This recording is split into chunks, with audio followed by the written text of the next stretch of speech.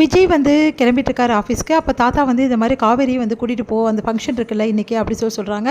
அதை கேட்டு காவேரியா அப்படி சொல்லும்போது, ஆமாம் காவேரி இதுக்கப்புறம் எல்லாத்தையும் தெரிஞ்சுக்கணும், இன்றைக்கி வந்து நம்ம கம்பெனி வைஸாக வந்து எல்லாமே நடக்குதுல்ல, அங்கே வந்து காவேரியும் கூட்டிகிட்டு போ அப்படி சொன்னோன்னே சரி வந்து வேறு வழி இல்லாமல் காவேரியும் கூட்டிகிட்டு போகிறார் விஜய்.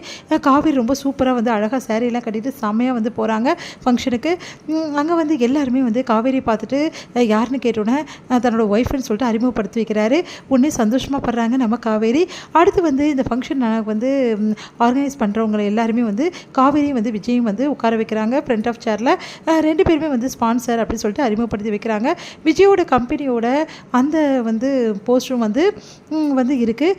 அதை பார்த்துட்டு வந்து விஜய் வந்து நம்மளோட கன்ஸ்ட்ரக்ஷன் பற்றியா எப்படி இருக்குதுன்னு சொல்லிட்டு, நீ என்னமோ எப்போ பார்த்தாலும் இது ஆஃபீஸான்னு கேட்டு இப்போ பார்த்தியா நிறைய விஷயங்கள் இருக்குது, அதெல்லாம் ஒன்றும் உங்களுக்கு தெரியாது அப்படின்ற மாதிரி சொல்லிட்டு இருக்காரு. எல்லாமே வந்து காவேரி பார்த்து அதிசயமாக பார்த்துட்ருக்காங்க. அடுத்து வந்து இங்கே ஃபங்க்ஷன் வந்து சூப்பராக நடந்துட்டுருக்கு. ஃபேஷன் ஷோக்கான ஏற்பாடு எல்லாமே பண்ணிகிட்ருக்காங்க. அப்போ வந்து கரெக்டாக குமரனும் கங்காவும் அங்கே வராங்க. அவங்கள பார்த்துட்டு அதிர்ச்சி அடைகிறாங்க காவேரி. ஓடி போய் என்ன விஷயம்னு சொல்லிட்டு கேட்டோன்னா அவங்க வந்து இந்த மாதிரி இங்கே வந்து ட்ரெஸ் வந்து நான் வந்து கொடுக்கறதுக்காக வந்திருக்கேன், எங்களோட சார்பில் வந்து 2 பேர் கலந்துக்கிறாங்க, அவங்களுக்கு ஃபுல் டிசைனர் வந்து ட்ரெஸ் டிசைனர் நாங்கள் தான் அப்படின்ற மாதிரி சொல்கிறாங்க. உடனே சந்தோஷப்படுறாங்க நம்ம வந்து காவேரி.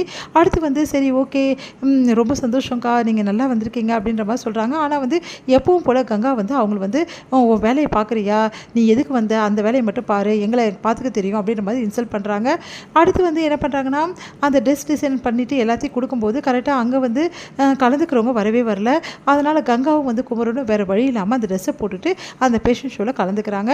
ரொம்ப அழகாக வந்து வளம் வந்துட்டுருக்காங்க. அந்த ஃபேஷன் ஷோக்கு வந்து நிவீனும் வந்திருக்காரு. நிவீனை பார்த்துட்டு வந்து ரொம்ப சந்தோஷமடைகிறார் குமரனை நல்லா என்கரேஜ் பண்ணுறாரு நிவீன்.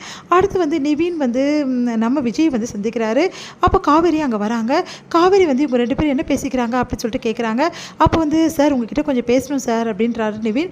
என்ன விஷயம் சொல்லுங்கள் அப்படின்னு சொன்னோன்னே, இல்லை சார் அன்றைக்கி ஒரு நாள் வந்து என்கிட்ட சொன்னீங்க இல்லையா, இந்த மாதிரி 11 மந்த் வந்து வெயிட் பண்ணு, நீ நினச்சது நடக்கும் அப்படின்னு சொன்னீங்க இல்லையா, அதுக்கு என்ன சார் அர்த்தம், நான் காவேரிக்கிட்டையும் கேட்டேன், ஆனால் அவள் வந்து எதுவுமே சொல்லலை சார், நீங்கள் சொல்லுங்கள் இதுக்கு என்ன அர்த்தம் அப்படின்னு கேட்டோன்னே அதிர்ச்சி அடைகிறாரு வந்து விஜய். உடனே வந்து என்ன சொல்கிறதுன்னு தெரியாமல் சரி அது 11 மந்த் கழிச்சா தானே உங்களுக்கு தெரியும், 11 மந்த் தான் நான் வெயிட் பண்ண சொன்னேன்ல, வெயிட் பண்ணுங்கள் கண்டிப்பாக வந்து ஒரு தெரிய வரும், 11 மந்த் மட்டும் வெயிட் பண்ணுங்க அப்படின்னு நம்ம சொல்கிறாரு. அதை கேட்டு நிவீன் வந்து இவ ஏன் இப்படி மாற்றி இதையே சொல்லிட்டு இருக்காரு, சார் ப்ளீஸ் சார் அது சொல்லுங்கள் என்ன விஷயம் அப்படின்னு சொல்லிட்டு கேட்குறாரு. அதுதான் நான் சொன்னேன்ல சர்ப்ரைஸ்ன்னு சொல்லிட்டு, நீங்களே தெரிஞ்சுப்பீங்க அப்படின்னு சொல்லிட்டு போயிடுறாரு. இது எல்லாத்தையுமே வந்து காவேரி கேட்டுறாங்க. காவேரி செமையாக டென்ஷன் ஆகிறாங்க. உடனே விஜய் கிட்ட போய் நீ ஏன் இப்படி பண்ணுறீங்க அப்படின்னு சொல்லிட்டு கேட்குறாங்க.